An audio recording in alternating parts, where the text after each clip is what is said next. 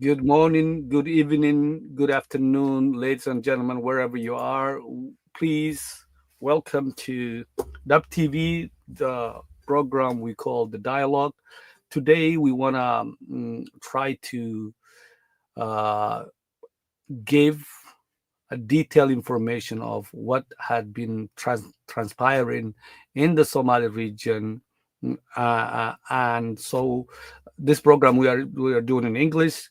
The reason that we're doing this brief program in English is that because there's a lot of diplomats, a lot of community leaders, those who does not speak in Somali language, who have their curiosity piqued and they want to understand what's going on between Somaliland and Somali region, and we want to clarify it. And what better person than Mr. Goulet, who is one of the lead political analysts of the Horn of Africa, um, uh, as well as the founder of Dub TV. Mr. Goulet, welcome again. Thank you. Welcome, everyone. We're doing a unique program in English. As Yasin said, see if we can shed some light to the non-Somali speakers on what's been happening and our analysis, particularly what's happening the last 3-4 days in the Somali region and the cross-border clashes. So I am, so do I. Yeah, thank you, Gulet. Yeah. So let's just start exactly what's happening right now, what basically transpired yesterday, the cabinet meetings that the current administration held, and what message they are trying to send. jamhuuriyadda Somaliland oo ah wadajir iyo waxqabad sumadiisa ugu horeyn waxaan tacsiin u dirayaa dadkeena ku dhintay deegaankii Dacwaley waxaana looga baryayaa inuu naxariisto jannadiina ka waraabiyo ehelkii axsaabtii iyo qaranka jamhuuriyadda Somaliland samriga imaan ka siiyo waxaan kaloo ducaynayaa inta dhaawaca ah in Alleh uga baryaynaa inuu caafimaad buuxa oo dhaxsaas siiyo meel fiican bay warayaan dadaaladii dhibaatada lagu soo afjarayay iyo wadahadalkii ka dhexeeyey jamhuuriyadda Somaliland dowladda federaalka Itoobiya iyo dowlad deegaanka Soomaalida waxaana ku rajo weynahay in la soo afjaro dhibaatadaas. Goulet, what message is the president sending? Right. And he admitted directly the involvement of Somaliland. Correct. Negotiation that's taking place between Somaliland, the administration, the Somali regional administration, and the federal government. Your thoughts? No, I think, Bismillah ar-Rahman ar-Rahim. I think the challenges that the new Somaliland government faces is on multiple levels. On the one hand, they're new, although the new president is somebody who's been around politics in the region for a long time, but they're a new government.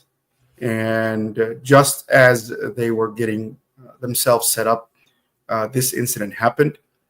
So it shows a level of disorganization in terms of governance, in terms of management. The other element of it is the holding a moment of silence for the people who died and so on. That's okay. I mean, that's acceptable.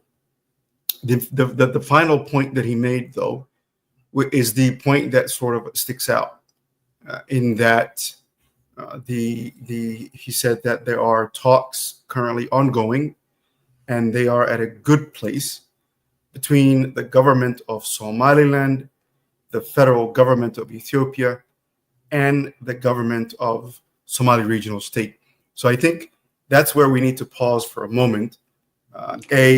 For the lack of protocol in terms of creating a level playing field in those different layers of government, and B, pretending or using the language that we see when conflict happens within sort of Somali, when the Khartoum and Somaliland, roughly more than a year ago. This was the kind of language. So it seems as if the immediate impression is that the government of Somaliland is in close proximity in terms of governance with the federal government of Ethiopia, and by default is functioning vis-a-vis the Somali regional state at an equal footing. So that gives a very new perception in terms of governance and where Somaliland is.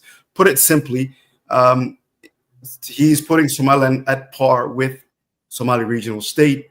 And it's that another. It sounds like you're saying that they're acting like another administration that's right. part of Ethiopia, the way they're talking. Right. So basically, what he's saying is we have direct dialogue with the Somali regional state, with the Ethiopia federal government being the intermediary, which is essentially what happens when the Afar region and the Somali region had clashes, or the Oromo region and the Somali region had clashes. So it almost seems like in the presentation of that speech that Somaliland is sort of in close proximity under the umbrella of the Ethiopian federal government.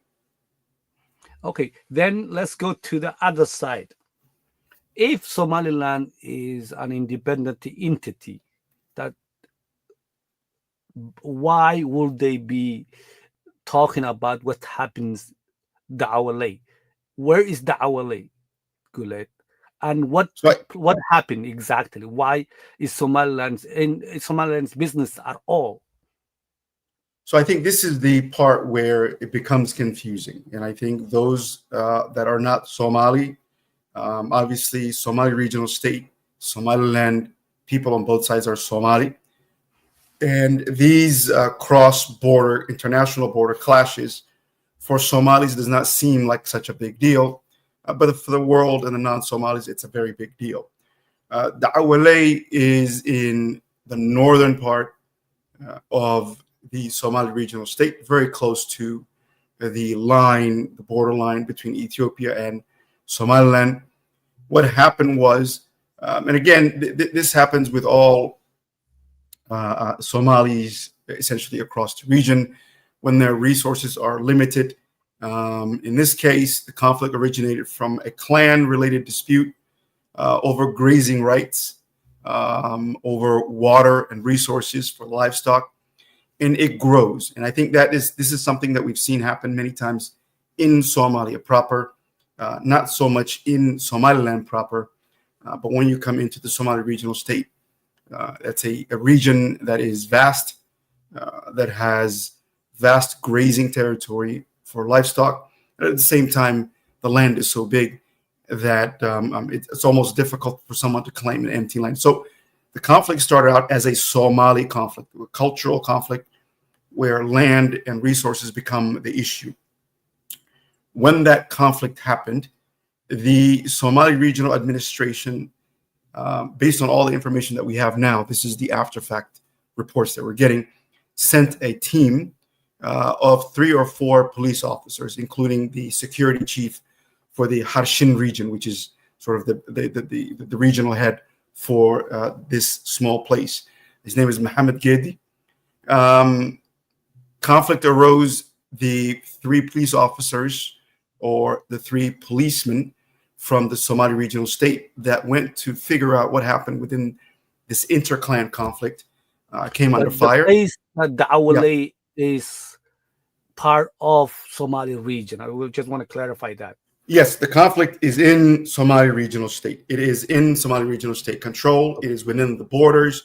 It is well far away from the borderline of Somaliland, to be confused, maybe being just over the line or not. So this is clearly a Somali regional state territory, which is why the police of the Somali regional state went there to ascertain and try to figure out a way to find peace.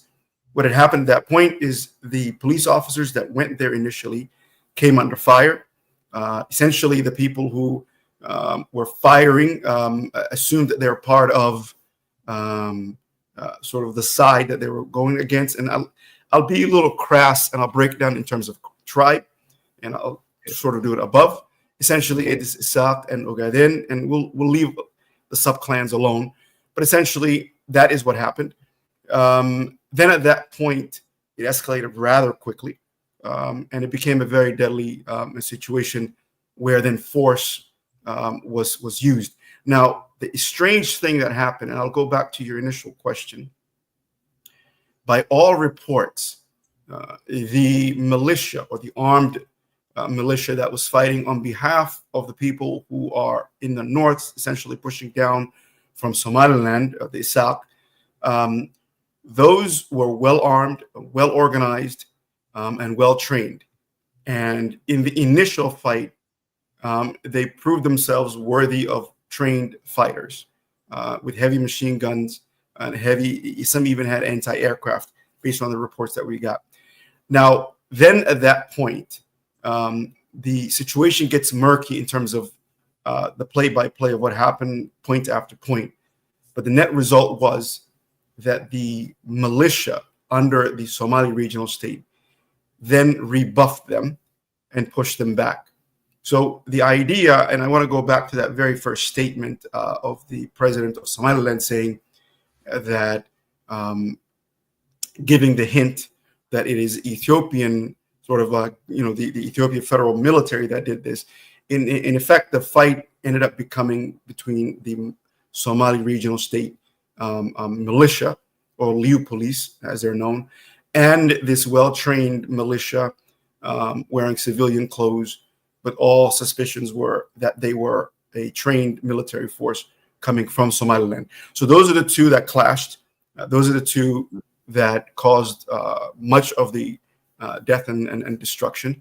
It is after the fact that then Ethiopia federal government is sending fact finding. So I think also the way the narrative has been put out the first few days, there were missing pieces in terms of who's actually fighting. At the end of the day, the people fighting were ethnic Somalis, and that's where the confusion. Then people in social media can add more information to it, but that's essentially the basic information. Okay, so the Somali Regional Administration, Liu Police, was trying to figure out how to create a peace between two ethnic groups. And then militia came and killed the Liu police. And after that, all hell went broke. Yeah, I think what we should not do, because we want people who are not Somali that are listening to this that are concerned by this, is let's not assign intent. I think the facts are there was interclan sort of dispute over grazing areas. Somali regional state, which this city or this town is within Somali regional state, well beyond the border, sent police. Police went there for whatever the reason. They were fired upon. I think the commander died, and another one was wounded, and the third may have died afterwards. So then it escalated rather quickly. So I think that's what happened in terms of play-by-play. In terms of intent, assigning intent is difficult, but the level of organization by the, and I'm going to use the tribal again, by the Isaac side was well organized. That initially they were using well-trained, well-organized, and heavily armed militia. And so that's what elevated the response from the Somali regional state. And then that's where there's a talk of, elders who are trying to create peace were sort of taken to Chichiga by force. They then spoke and said they were not taken by force. They're trying to. So all this murky stuff aside, this thing was a normal thing that happens within the Somali world, which is grazing and resources. But then the level of escalation, where the Isaac militia proved to be well armed and well trained, which then resulted in the escalation of the fighting. And then here's the thing, that Somaliland administration, whether it is the member of parliament, the cabinet ministers, the activists, their media, everybody start blaming and getting involved in this issue. Why would they do that? And what are they gaining about it? And why at the same time, Somaliland, who we always heard that keep complaining about Somalia, complaining about Djibouti and others, saying that do not interfere the territorial integrity of our nation. Why would they interfere territorial integrity of the Somali region and Ethiopia? Not only that, why will their armed militia cross the border? What is the narrative? What are they trying to achieve out of this? I think it's a very good question. I think that is still will take some time to resolve in terms of what the end goal was. It's hard to imagine, if we just simply take a step back, it's very difficult to imagine that the new president of Somaliland would knowingly essentially have this undercover militia, undercover well-armed militia, do this sort of a thing. This seems to be something that may have been organized before him because of the level of organization. Because for him, it's a very difficult position to be in, having just been sworn in, having just created his government, to have to deal with this issue. Because remember, it's the biggest sales pitch for Somaliland is that they are a stable government. And this sort of a thing implies the opposite.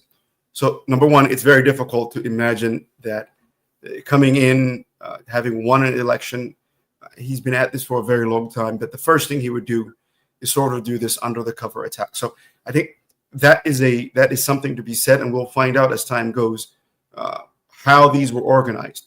The prevailing sort of theory at the moment is that these militia were essentially always ready to go, waiting for an opportunity. The opportunity is always going to arise when there are resources that are limited, where two tribes are living on top of each other. And again, the two sub-tribes clans that we're discussing have intermarried.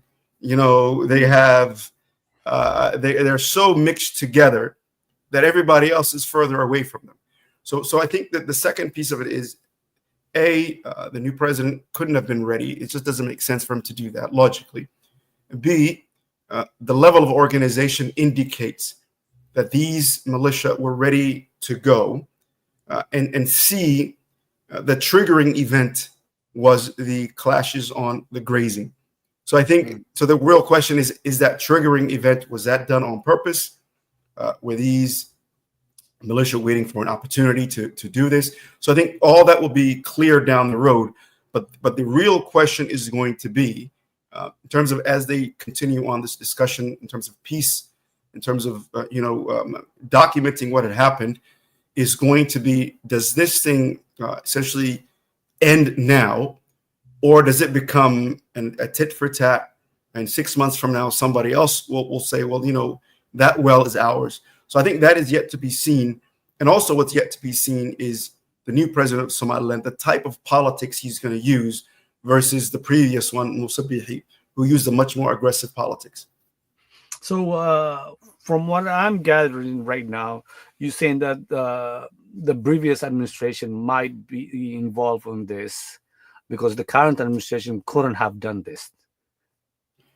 Yeah, it brought to mind, obviously, it's not elevated to that level, historical event in the U.S. where you had John Kennedy was a new president, but before he got there, the CIA had this plan prepared that they were going to attack Cuba and maybe kidnap or kill Castro. So Kennedy comes in, the wheels of motion have already gone, and it happened, and it was a complete failure. And Castro essentially wiped all the sort of invading forces from the U.S. And it was an embarrassment all the way around. And Kennedy, came on camera and said, "The buck stops with me. It's my fault. I take the full blame." But later on, when we look at history, he had no knowledge of these operations. He had no knowledge of when they began. He had no knowledge of when they're prepared. And they, in that situation, also used a triggering event of locals uprising as the reason. So I think, what we're discussing are governments. What we're discussing are major events. What we're discussing is Africa. We're discussing East Africa, where resources are limited. Guns are limited. Bullets are limited. The fuel for trucks are limited. Putting soldiers out there waiting to do something is very difficult in terms of cost. So this is something that had to have been prepared, because the triggering event of a grazing concern escalating this high indicates that there was something that was in the works. We don't know who prepared it. We don't know if it was Moussa Bihi or someone within that government or somebody who's a holdover. So in time, I'm sure we will find out, but it's very interesting. Okay, so in the end, Guled, because what is the response from the current Somali regional administration? What are you expecting it? And in Somali, we will discuss about it. We have 2 programs that's going to be happening in back to back right now. Who we have a prominent guest that will be discussing in Somalia about this.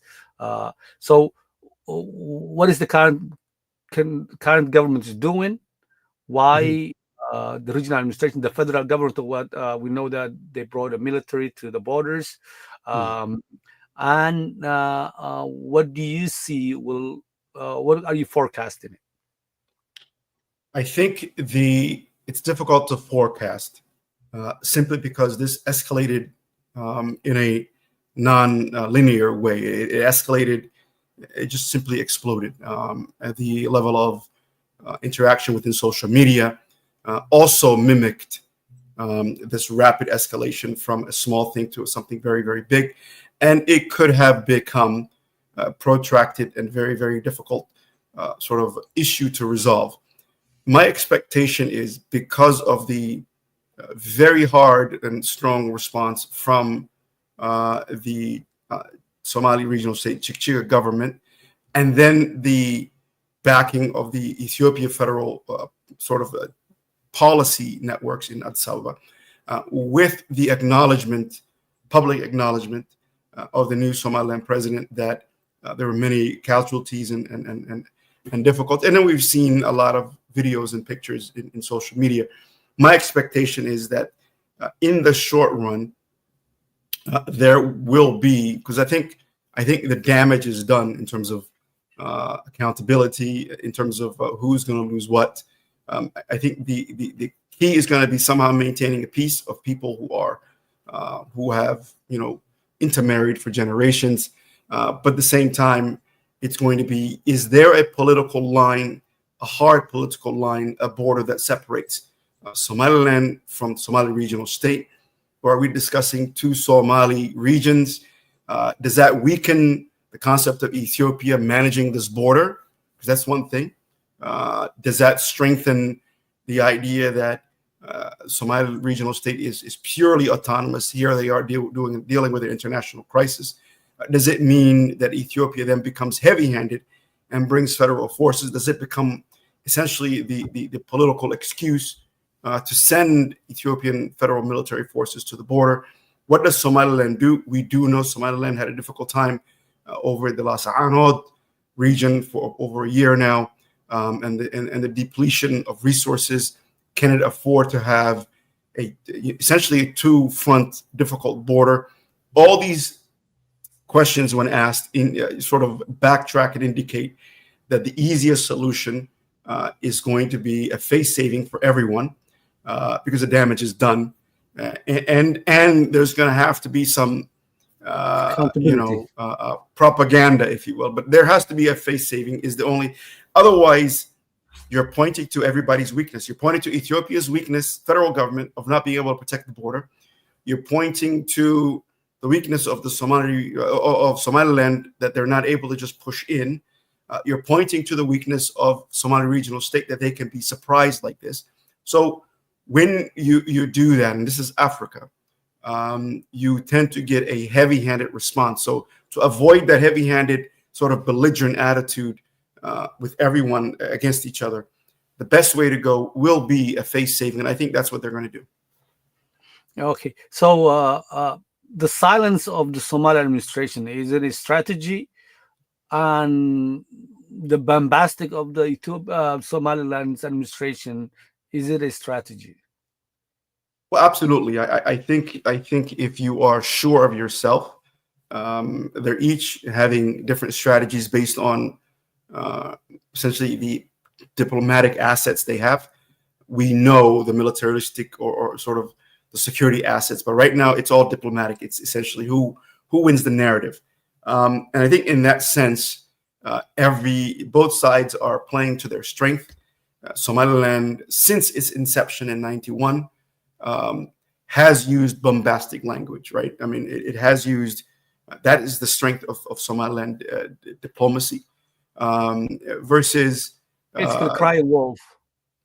Well, I mean, it's not necessarily a crying wolf, but it's to say that we will draw a red line somewhere. You know, that is the politics that's been developing for 30 years. Okay. The flip side in the Somali regional state, everything is essentially new. You know, Ethiopia went through a major transition in 2018. Somali regional state, Chichigas went through a major transition. That transition for the Somalis in Ethiopia is still ongoing. So the unique element that this event had created within the Somali regional state is a level of unity behind the president from all political sides, opposition. On the left guys, the intellectuals who were waiting for him, the security-minded folks, the elders. So I think it had a very interesting dynamic within Somali regional state in terms of getting some unity behind the president. In Somaliland, it's a little different. I think there are people, particularly the business community that we have contact with, have indicated that they want this to be done with because they want to have internal accountability. The last year and a half has been very difficult for Somaliland financially. And I think, you could see that that's the focus because the new president has one of his advisors is the former finance minister of Somalia. So I think you see the focus on so resources are very, very difficult. And I think we will know in the next 2-3 weeks, most likely, I'm guessing, Allahu A'lam, but we'll see. All right. So we'll end here and we will dive in the other program on the other side in Somali. And I thank you, Gulet. Anyway, we did it together. No thanks, huh? Thank you. Thank you. No thanks.